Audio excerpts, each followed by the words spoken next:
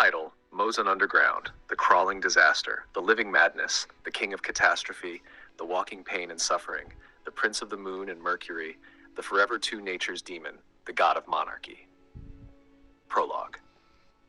In a world far removed from the comforting reach of the familiar sun, where the whispering winds of time echo in cold corridors of endless night, there exists a being. Born not of human flesh nor of any material known to man, this entity has walked the twisted path between worlds, mastering realms of thought and darkness, inhabiting the shadows of the human psyche, and stretching his influence across the cosmos. His name, whispered in fear and reverence across the ages, is Mozon. But that single name cannot hope to contain the multitudes within him. For Mozon is many things, each title a reflection of the horrors he embodies. He is the crawling disaster, slithering through the underbelly of reality, leaving chaos in his wake. He is the living madness, the fraying edges of sanity where the human mind dares not tread. He is the king of catastrophe, reigning over a kingdom of ruin. He is the walking pain and suffering, a harbinger of torment that roams through time and space. He is the prince of the moon and Mercury, ruling over celestial bodies with cold, uncaring authority. He is the forever two nature's demon, a being torn between the duality of good and evil, human and beast. Above all, he is the god of monarchy, a sovereign of fear, reigning supreme in an empire of nightmares. Chapter 1: The Birth of a God. The tale of Mozon begins in the depths of the Forgotten City, a place hidden beneath layers of history, deep underground where light has never touched. The city, known to only a few as Catastrophe, was once a thriving metropolis, but it now lies in ruins, buried by the weight of its sins and the passage of eons. Within these ruins, Mozon was born, not as an infant of flesh and blood, but as an idea. He was the manifestation of the city's darkest fears, the collective madness of its inhabitants given form. The people of Catastrophe had delved too deep into the arcane, experimenting with forces beyond their comprehension. They sought to control time, to bind the essence of the universe to their will, but in their hubris, they created something far beyond their control. The rituals they performed beneath the city streets, in catacombs lined with the bones of their ancestors, awakened something in the fabric of reality. It began as a whisper in the void, a crawling sensation at the edge of perception, a dark thread weaving through the minds of those who dared to listen. The more they tried to contain it, to understand it, the more it grew, feeding off their fears and ambitions until it coalesced into a being of unimaginable power.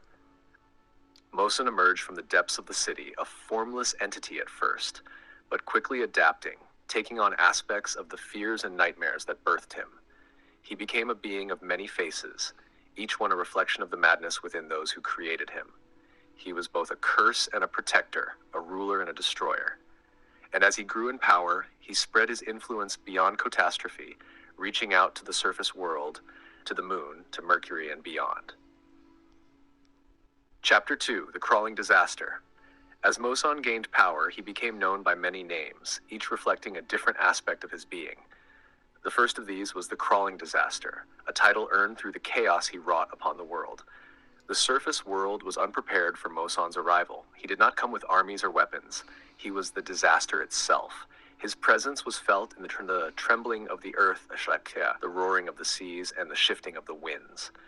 Wherever he went, natural disasters followed, as if the very planet recoiled in terror at his approach. In the city of Draymond, the first to feel his wrath, the earth split open, swallowing buildings whole and unleashing rivers of molten rock. In the coastal town of Ibrin, a tsunami of unimaginable height swept through the streets, leaving nothing but destruction in its wake. And in the forest of Quell, the winds howled with such fury that the trees were ripped from the ground and flung into the sky like leaves in a storm. The people of these places had no name for the terror that had befallen them, but they all spoke of a presence, a crawling sensation that preceded the destruction. They described it as a shadow that moved through the ground, a whispering voice in the wind, a cold touch in the water. They did not know it, but they were feeling the first stirrings of Mozon, the crawling disaster. Chapter 3: The Living Madness. As Mozon's power grew, so too did his influence over the minds of men. He became the living madness, a force that crept into the thoughts of those who dared to ponder the nature of his existence. In the grand city of Ethera, scholars and philosophers prided themselves on their knowledge and wisdom. They believed they were immune to the superstitions that plagued lesser minds. But when news of the disasters began to spread, they could not help but wonder. Who or what was behind these events? Was it the wrath of the gods, a punishment for some unknown sin? Or was it something else, something that defied their understanding?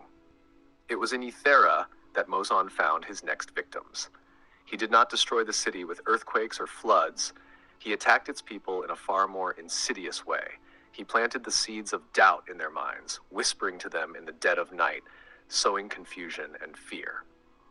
The scholars, who once prided themselves on their rationality, began to see visions, hear voices, and feel things that could not be explained. At first, they tried to rationalize it, attributing their experiences to stress or illness. But as the madness spread, it became clear that something far darker was at work. People began to lose themselves, succumbing to their fears, their minds unraveling as they tried to comprehend the incomprehensible. Some turned to religion, others to dark magic, hoping to find answers or protection, but all they found was more madness. Mozan fed on their fear, growing stronger with each mind he twisted. The once great city of Ethera became a place of chaos, its streets filled with the ranting of the mad, its libraries burned by those who believed the knowledge within was cursed. The city, once a beacon of light and knowledge, was reduced to ruins, its people lost in the darkness of their own minds. Chapter 4. The King of Catastrophe. With his power now fully realized, Mozan took on his next title, the King of Catastrophe. No longer content with spreading disaster and madness, he sought to rule over the ruins he had created. But his rule was not one of order. It was a reign of destruction, where chaos was law and despair was the currency of the realm. He gathered to himself the remnants of catastrophe, raising the city from its underground tomb and placing it at the center of his new kingdom. The city, now a twisted reflection of its former self, was a place of nightmares. The buildings, once grand and imposing, were now titled Mozan Underground, the crawling disaster, the living madness, the king of catastrophe, the walking pain and suffering, the prince of the moon and Mercury, the forever two natures demon, the god of monarchy. Prologue. In a world far removed from the comforting reach of the familiar sun, where the whispering winds of time echo in cold corridors of endless night, there exists a being. Born not of human flesh, nor of any material known to man, this entity has walked the twisted path between worlds, mastering realms of thought and darkness, inhabiting the shadows of the human psyche, and stretching his influence across the cosmos. His name, whispered in fear and reverence across the ages, is Mozan. But that single name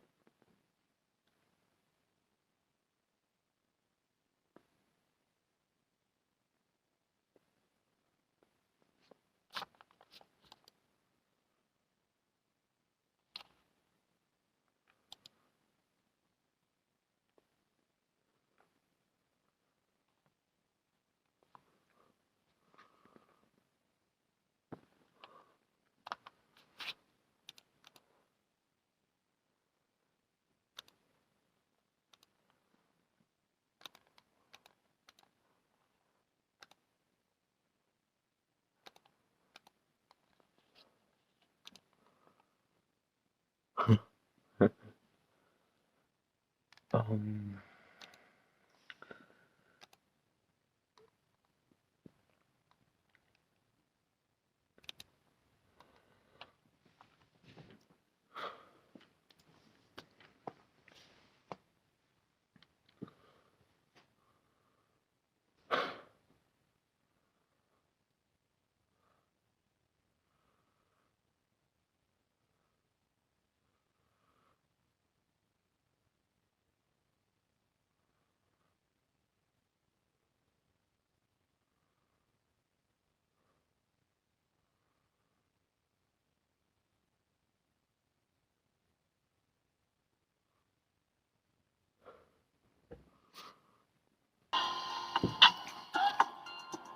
Good evening.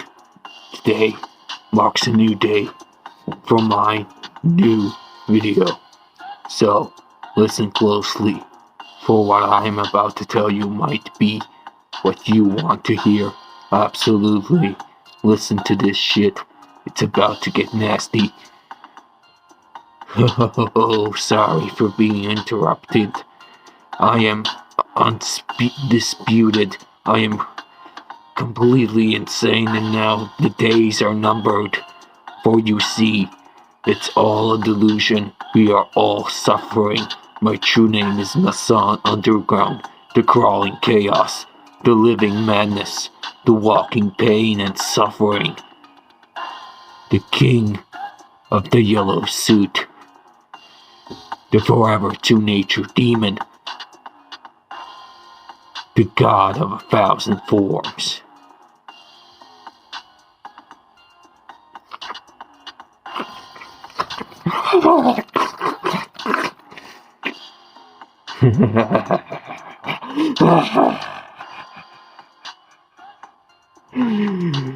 I am more than just a man.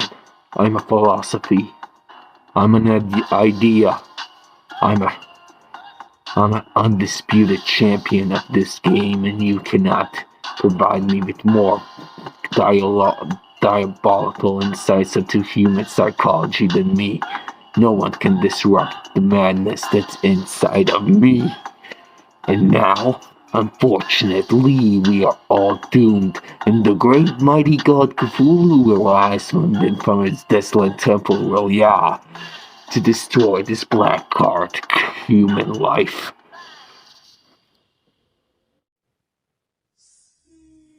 To my beloved, on Women's Day,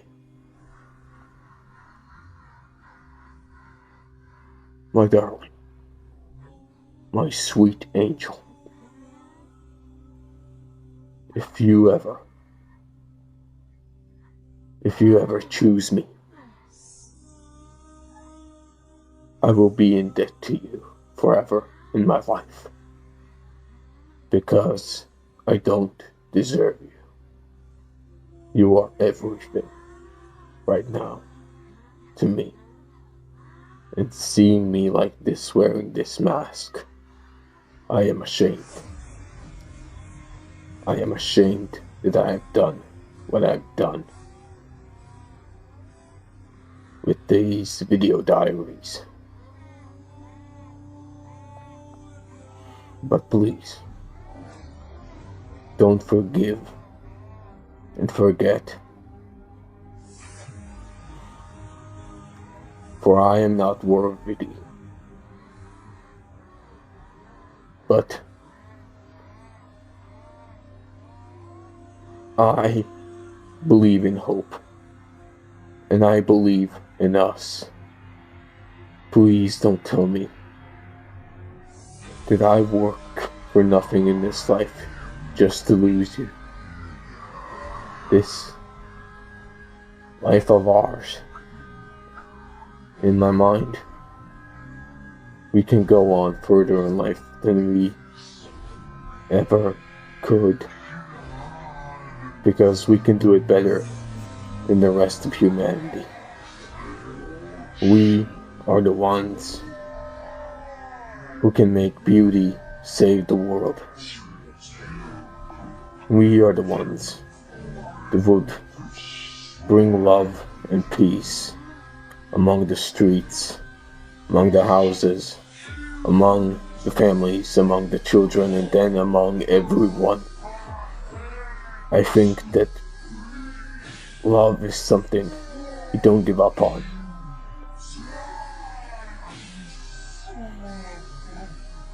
Are my video diaries nothing? I'm sorry. Maybe they are.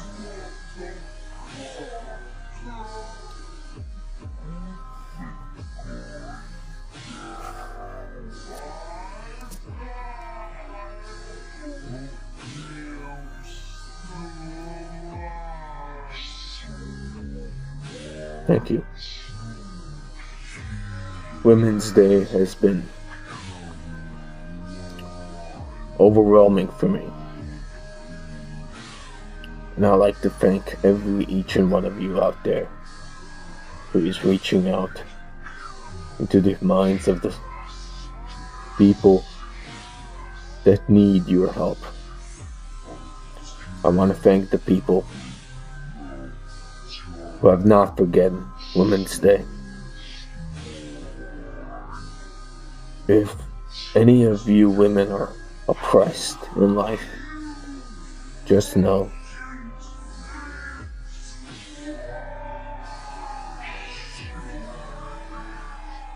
it's complicated.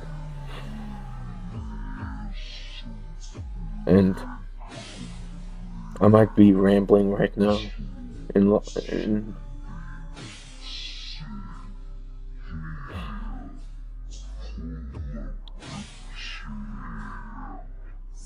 I've been alone.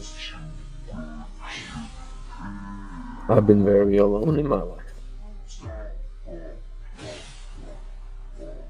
I've never had anyone who would shine like she did.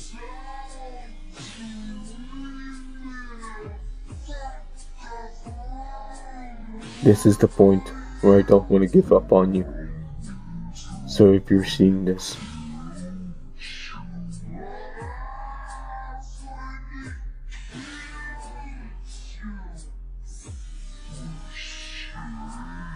you appreciate it or you hate it.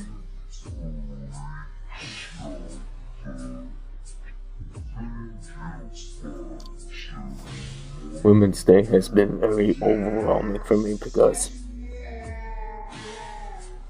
all the women I've met in my life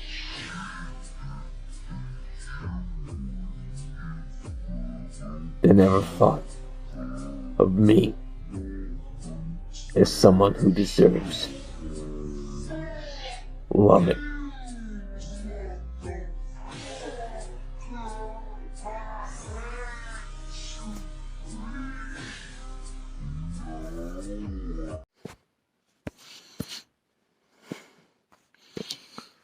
This is how I am going to be in my story. So I woke up one day, left my apartment. I decided to use my 2 split personalities as my guide for today. So my first personality said, do what you want. Do what you want. Kill people. Shoot. Destroy. You prefer chaos. And I'm like, oh shit, that's gonna be so fun. The other personality was like, let God guide you. He will help you. He will make you the better man. I was like, fuck that. It's party time. So I was like, you know what?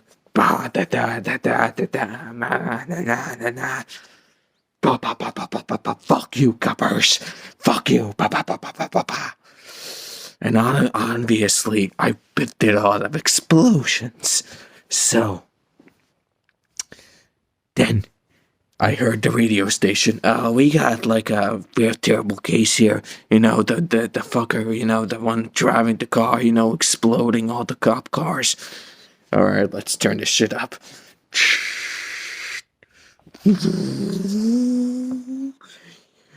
Currently, he's heading over the bridge. Damn it.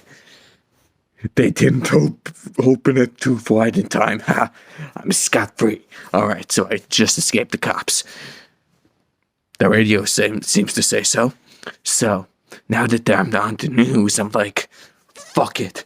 I'ma walk to that shop where that stupid asshole beats his wife. I mean the cashier. So I walk inside there. Give me your fucking money.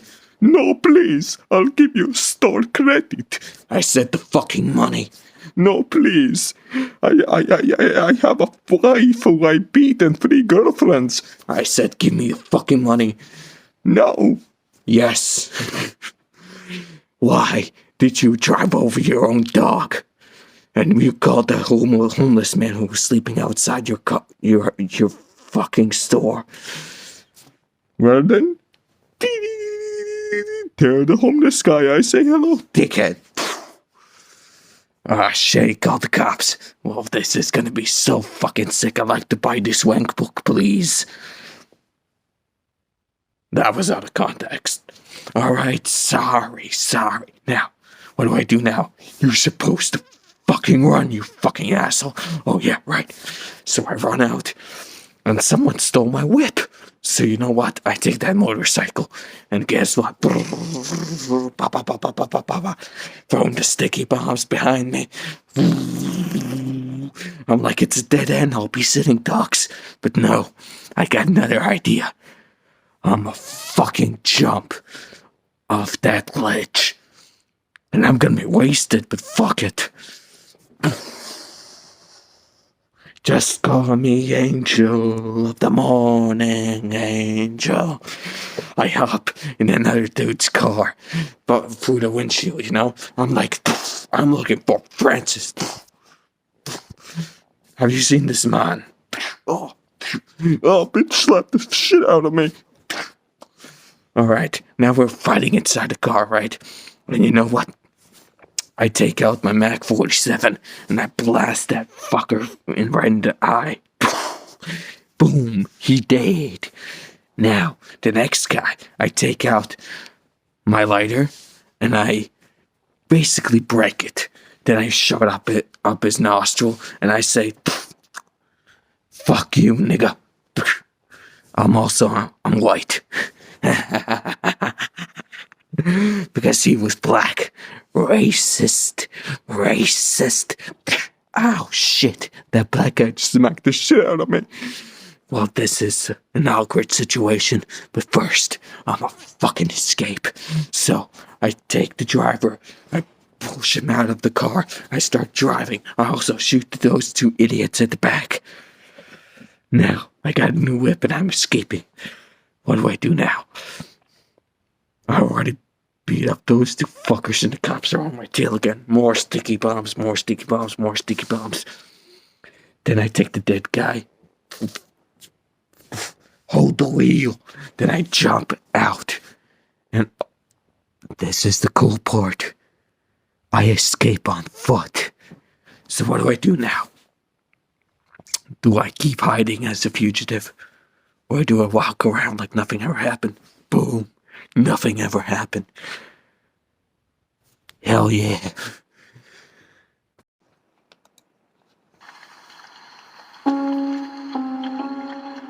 Hello. 1 second, please. Hello. Welcome again to the Mr. Underground show. Now, let's talk. Who you see, a man chooses, a slave obeys. Now we are in the dark age, where all of us are slaves. And the ones on top, who are the men on top, let's just say they have not made that vow.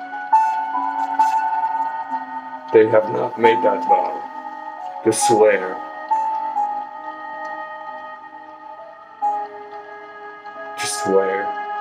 to make a vow. Swear to make a vow. They want destruction, not peace. They want war, not peace. My suggestion is, make all of the strongest give a vow to the weak. This vow must indeed be something. This vow must vow to protect the world. If we give the strong the throne will take the strong, and the prince of this world will bring hell upon the earth. So I beg you, do not, and I mean do not, take me for granted. My words speak about pain. I only want to help, but I'm too far gone myself. So, how do we take care of this? How? It's very simple, actually. We make the strong fight for us. How do we do that? We make them say that they're gonna do it. You see, watch your thoughts. They become your words. Watch your words. They become your actions.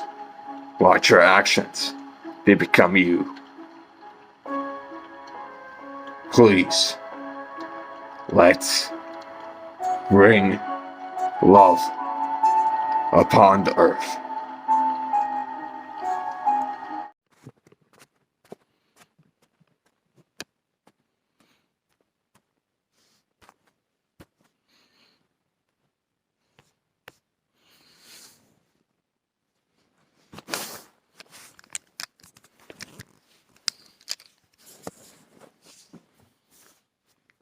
Hey, you guys ready?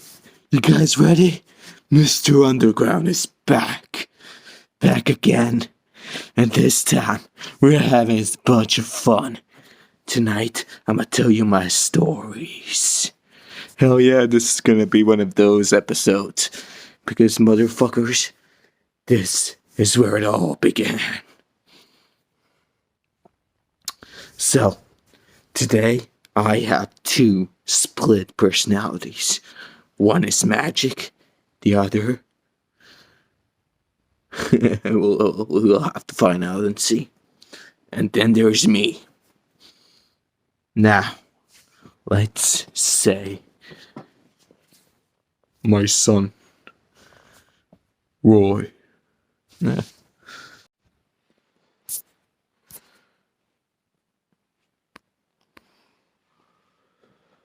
Good evening. This is how we do it. You guys don't know what I had to do tonight to get where I am. I am building a revolution. Just know that they cannot do this to us. We are immortal, 'cause we have souls. What did they do? Fuck them. Fuck those guys. They're ruling us because they don't have souls. And the ones who have souls are trying to help everyone else. And keeping themselves safe and least. And those who do not have souls are here to bring suffering. They might not be the ones with no souls, because they have lost them. They have lost their souls. So, this revolution needs to happen.